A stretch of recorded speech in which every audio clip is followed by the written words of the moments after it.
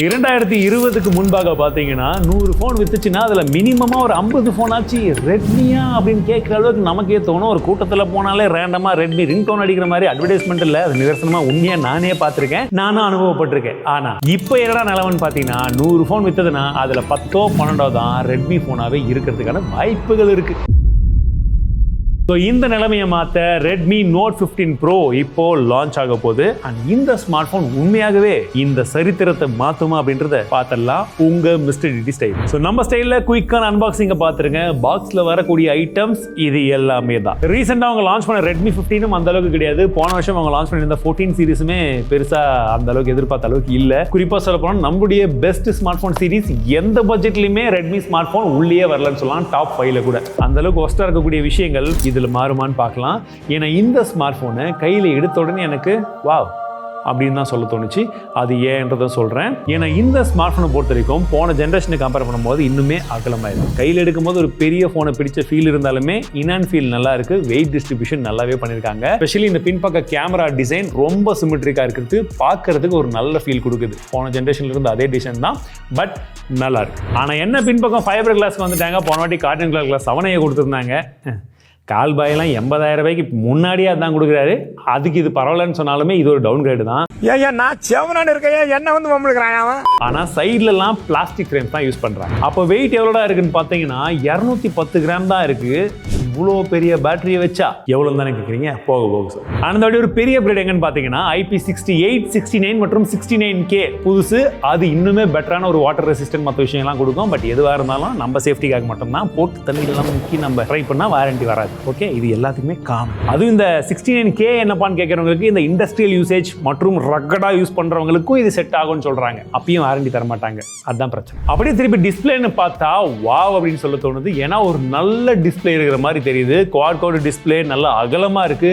Colours நல்லா பஞ்சியா தெரியுது. In fact சொல்ல போனா கையில் எடுத்த உடனே ஒரு பிரீமியமான டிஸ்பிளே பார்க்குற ஒரு ஃபீல் கண்டிப்பா இருக்கு. சன்லைட் விசிபிலிட்டி, பிரைட்னஸ் லெவல்ஸுமே ரொம்பவே நல்லா இருக்கு. எந்த ஒரு இஷ்யூமே வந்து கிடையாது. ஆனா எங்கடா இடிக்குதுன்னு பார்த்தா HDR சப்போர்ட் எல்லாமே வந்து கொடுத்துருக்காங்க. பட் பிளேபேக் பண்ணும்போது தான் நம்ம கம்பேரிசனுக்கு OnePlus Nord 5 கூட வச்சு காமிக்கிறோம். டிஃபரன்ஸ் பாருங்க, அந்த அளவுக்கு தான் இருக்கு. பக்கா இல்ல அவங்க ஃபிக்ஸ் பண்ணுமா அப்படின்றது இப்போதைக்கு தெரியல. இந்தியாவுக்கு லான்ச் பண்றதுக்கு முன்னாடி ஃபிக்ஸ் பண்ணிட்டாங்கன்னா ஓகே. இவ்வளவு நல்லா பண்ணிட்டு ஒரு டவுன் கிரேட் இருக்கு. கார்னிங்குலர் கிளாஸ் Victus 2 போன வாட்டி கொடுத்துருந்தாங்க. பட் இந்த வாட்டி டிராகன் கிறிஸ்டல் கிளாஸ் தான் யூஸ் பண்றாங்க ஃப்ரண்ட்ல. ஸோ போட்டா தாங்குமான்னு தெரியல. பீரோல்ஸ் எல்லாம் எடுத்துட்டீங்களாப்பா ஓரளவுக்கு ஷார்ட்லாம்? என்னடா நீ ஆமான்னு சொல்லுவேன், நான் போட்டுட்டேன், நீ இல்லைன்ற என்ன சிரிக்கிறீங்க நீங்களும்? So in display finger print sensor ஃபாஸ்ட்டாக தான் இருக்குது. ஓ, கீழே போட்டது என்ன ஆகுதுன்னு கேட்குறீங்களா? ஒன்றும் ஆகலைங்க. டேபிள் மேலே தானே போடுறோம். அதெல்லாம் சும்மா உங்களுடைய எக்ஸ்பீரியன்ஸ்க்காக மட்டும்தான், ஒரு சாட்டிஸ்ஃபேக்ஷன். மற்றபடி எல்லாம் இதெல்லாம் போட்டதுனாலலாம் விடாதெல்லாம் நினச்சிக்காதீங்க. கீழே போட்டால் பொட்டுன்னு போயிடும். ஓகே, பட் சவுண்ட் குவாலிட்டியை பொறுத்த வரைக்கும் கேளுங்களேன்.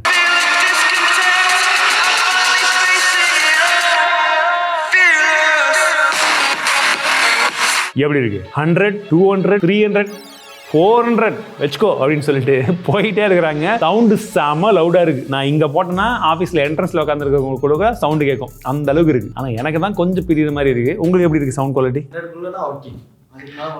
ஸோ 100 வரைக்கும் நல்லாவே இருக்கு. அந்த குவாலிட்டிக்கு சவுண்டு ரெண்டு சைடுமே அந்த ஸ்டீரியோ ஸ்பீக்கரோட குவாலிட்டி நல்லாவே இருக்கு. 400 வரைக்கும் போகும்போது காய்ச்சி மூச்சின்னு கத்துற மாதிரி தான் இருக்கு, தவிர கிளாரிட்டி கொஞ்சம் உடையுது. சரி, அப்போ ப்ராசஸர் என்ன இருக்குன்னு கேட்குறவங்களுக்கு இதுல Snapdragon 7S Gen 4 கொடுத்துருக்காங்க. அப்போ போன ஜென்ரேஷன் என்ன இருந்திருக்கும்? இதுக்கு வேற வழக்கம் கேட்கிறீங்க.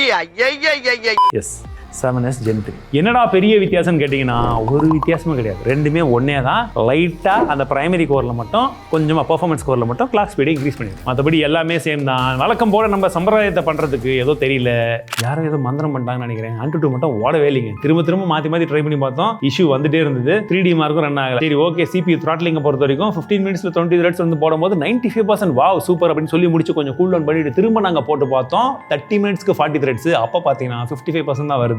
மேக்ஸிமம் ஹீட்டிங் எவ்வளவு போச்சு? 48 டிகிரி. வெல்கம் ரெட்மி அப்படின்னு தான் சொல்ல தோணுது. கீக் பெஞ்ச்ல ஓரளவுக்கு நல்ல ஸ்கோர் தான் வந்திருக்கு. 12 GB RAM, 256 GB ஸ்டோரேஜ். சைனால லான்ச் பண்ணிருக்காங்க. LPDDR4 RAM type. UFS 3.1 கொடுத்திருந்தா நல்லா இருந்திருக்கும். 2.2 தான் கொடுக்குது. பட் இந்தியாவில் வரும்போது 8+128 தான் கொண்டு வரதுக்கான வாய்ப்புகள் இருக்கு. அப்போ பிரைசிங்கும் அதுக்கு தகுந்த மாதிரி குறைச்சாங்கன்னா நல்லா இருக்கும். அண்ட் BGMI கேமிங் எக்ஸ்பீரியன்ஸ் வந்து பார்த்தீங்கன்னா 30 மினிட்ஸ் வரைக்கும் 60 FPS கேம் பிளே வந்து பண்ணி பார்த்தோம். 55 தான் ஆவரேஜ் FPS வருது. So game play experience okay, அவ்வளோதான் சொல்ல முடியும். ரொம்ப கேமிங் வந்து புஷ் பண்ண முடியும். பட் இன்னொரு பெரிய பெரிய பெரிய சேஞ்ச் என்னன்னு பார்த்தீங்கன்னா வெயிட் இவ்வளோ இருக்கு, ஃபோன் பெருசாக இருக்கு அப்படின்னு சொல்லும் போதே நீங்கள் கெஸ் பண்ணிருப்பீங்க. பேட்டரி 7000 mAh பேட்டரி வந்து கொடுத்துருக்காங்க. 90 வாட்கான ஃபாஸ்ட் சார்ஜிங் சப்போர்ட்டுமே வருது. 22.5 வாட்கான ரிவர்ஸ் வயர்டு சார்ஜிங்கான சப்போர்ட்டும் கொடுத்துருக்காங்க. போன வாட்டி வரும் 6200 mAh தான் இருந்தது. இது ஒரு பெரிய ஜப். கனெக்டிவிட்டிக்கும் தேவையான பேசிக்கான விஷயங்கள் கொடுத்துருக்காங்க. ஸோ இந்தியாவில் லான்ச் பண்ணும்போது எத்தனை 5G பேண்ட்ஸ் லான்ச் பண்றாங்கன்னு வந்து பார்க்கணும். அண்ட் அவுட் ஆஃப் த பாக்ஸ்ல Android 15 HyperOS 2.0 தான் இருக்கு. எனக்கு என்னமோ இவங்க சைனீஸ் வேரியண்டே ரொம்ப ஸ்மூத்தா இருக்கிற மாதிரி இருக்கு. நல்ல ரெஸ்பான்சிவா இருக்கு. எப்படி யூஸ் பண்ணாலும் இங்க பாருங்களேன், செம ரெஸ்பான்சிவ். இந்தியாவில் இவங்க லான்ச் பண்றது தான் அப்படியே கொஞ்சம் தடுமாறிலாம் இருக்குது. ஸோ இந்தியாவில் லான்ச் பண்ணும்போது முடிஞ்ச வரைக்கும் Android 16 மேல HyperOS 3.0 கொண்டு வாங்க. அப்படி கொண்டு வரும்போதும் அதை கொஞ்சம் யூஸ்ஃபுல்லா நல்லா கொஞ்சம் ஸ்மூத்தா பட்டரியா இருக்கிற மாதிரி கொஞ்சம் ஆப்டிமைஸ் பண்ணி கொண்டு வந்தீங்கன்னா நல்லா இருக்கும். கேமரா போன வாட்டி இருந்த அதே செட்டப் தான் வந்து கொடுத்துருக்காங்க. என்ன ஒரே விஷயம் பார்த்தீங்கன்னா அந்த sensor Light Hunter 800 OS sensor வந்து யூஸ் பண்ணிருக்காங்க இந்த வாட்டி. மற்றபடி கிட்டத்தட்ட எல்லாமே. பட் நான் எதிர்பார்க்கறது கேமரா ரெட்மி எல்லாம் ரீசெண்ட் டைம்ல சொதப்பிட்டு இருக்காங்க. இதுலயும் பெருசா இருக்காதுன்னு தான் எதிர்பார்த்தேன். பட் சர்ப்ரைசிங்லி இதுல கேமரா குவாலிட்டி கொஞ்சம் பரவாயில்ல. அல்தோ இது ஒரு சைனீஸ் வேரியன்ட், அந்த ஸ்கின் டோனுக்காக ஆப்டிமைஸ் பண்ணிருக்காங்க அப்படின்ற மாதிரி இருந்தாலுமே கொஞ்சம் பரவாயில்ல. ஏன் அந்த கொஞ்சம் சொல்றேன்னா டீடைல்ஸ் அந்த அளவுக்கு கிடையாது. மேபி சைனீஸ் ஸ்கின் டோன்ல அவங்க மொளன்னு இருக்கிறதுனால தேவைப்படலையோ இன்னியன் ஸ்கின் டோனுக்கு வரும்போது இதெல்லாம் ஆப்டிமைஸ் பண்ணாதான் இது நல்லா இருக்கும். ரியர் கேமராவில் 4K 30 FPS வீடியோ எடுத்திருக்கோம். இதில் ஆடியோ கிளாரிட்டி வீடியோ கிளாரிட்டினா எப்போ இருக்குன்னு சொல்லுங்கள். ஷேடோவில் இருக்கும், அப்படியே வெயிலுக்கு போகலாம். ஸ்டெபிலிட்டிலாம் எப்போ இருக்குன்னு பாருங்கள். சன் இந்த சைட்லேருந்து அடிச்சிட்டு இருக்கு. கலர்ஸ் அண்ட் சேச்சுரேஷன்லாம் எப்போ இருக்குது, ஃபோக்கஸ் எப்படி இருக்குன்னு பாருங்கள்.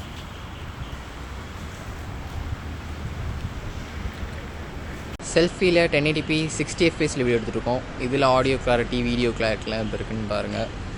வ்ளாக்ஸ்லாம் எடுத்தால் அப்படி தான் இருக்கும். 2 பேர் உள்ள கேமரா இருக்காங்க, இப்படி தான் இருக்கும். ஹாய் சொல்கிறா.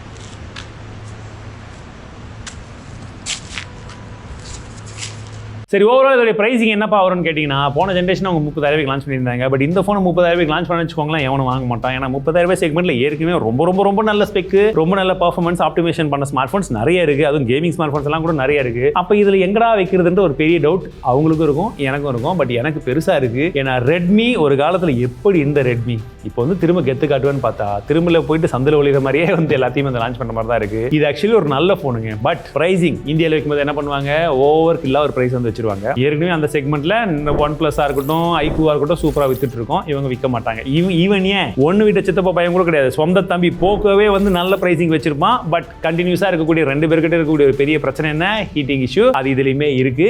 அதை அவங்க ஃபிக்ஸ் பண்ணி ஆகணும். கேமராவை ஆப்டிமைஸ் பண்ணி ஆகணும், பேட்டரியை ஆப்டிமைஸ் பண்ணி ஆகணும். இந்த விஷயங்கள்லாம் செஞ்சு இந்த போனை அவங்க 25,000 ரூபாய்க்குள்ள கொண்டு வந்தாங்கன்னா ஒரு நல்ல ஸ்மார்ட் போனா இருக்கும்ன்றது என்னுடைய கருத்து. நீங்க என்ன நினைக்கிறீங்க?